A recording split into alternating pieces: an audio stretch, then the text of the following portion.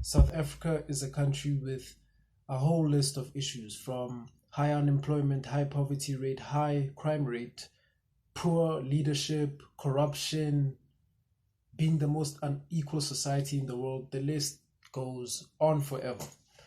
However, a big issue in South Africa that we've had for a very long time, and a lot of the issues we do have share a lot of similarities with this issue. However, a big one is gender-based violence.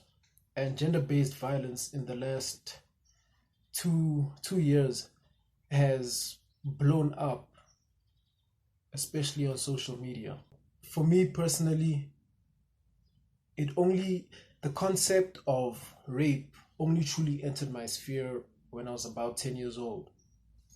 And the way I learned about it was through stories. People were telling me stories about rape and how rape was happening around my area.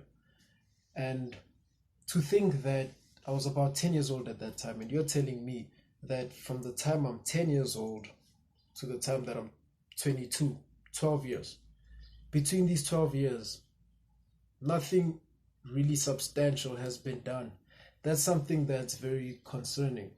It's a huge problem, you know, and it's a bit odd for me to see that we have a government and we have the society understanding that this is a big issue. I mean, South Africa is notorious for rape.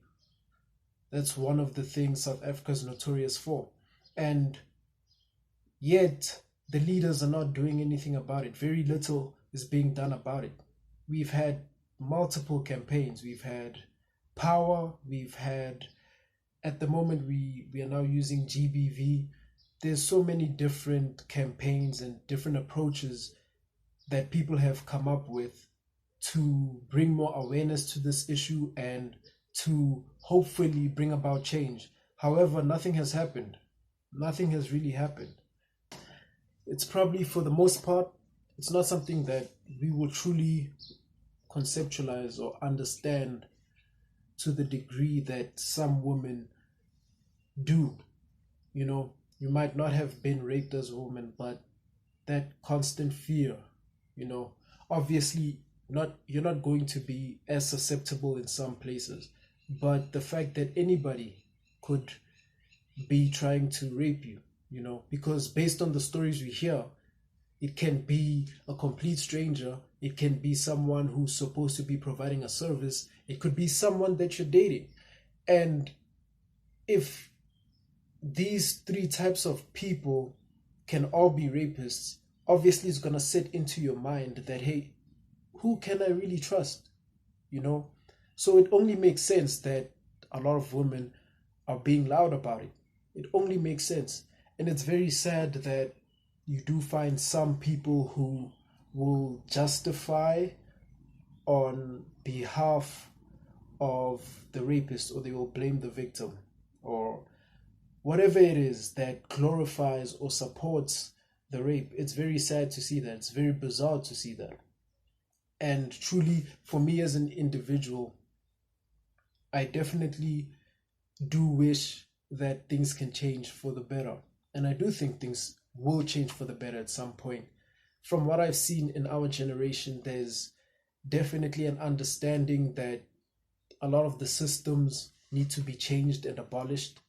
And a lot of people are looking to be the catalyst for those changes. So that's very promising. However, at the moment, a lot of big issues are not being handled, and this is a big issue that's not being handled. And I truly do wish it would be handled. Unfortunately, it isn't. And I've heard some really horrific stories, from people I've known. There's one story of someone who I knew, and she was going to the garage. She was going to the garage and she wanted to use the bathroom, right? And as she goes to the bathroom, she's going to clean herself off. It's about 11 p.m. 11 p.m., going to the garage, goes to the female bathroom, dusting herself off or whatever. And what she saw was unbelievable. I do not want to say, I do not want to tell the full story or what she saw. I do not want to tell that just yet. I'll tell that in the next video. I just need to get her blessing to actually tell the story. I don't know how comfortable she'd be about that, but I'm sure she'd be okay with it. But that story was something that really, it really frustrated me in the sense that it's so difficult to understand people who do the types of things that they do. All I truly want as an individual, what I think we all want, what I think is really beneficial to all of us, is that we have people who look at our issues and help us with our issues. So on paper, the government is actually supposed to be helping society. It's supposed to be the regulator. They're supposed to be putting regulations, laws, all these things to benefit society. But unfortunately, we don't have one that has our best interest at heart. So hopefully one day things will change, and I'm sure things will change.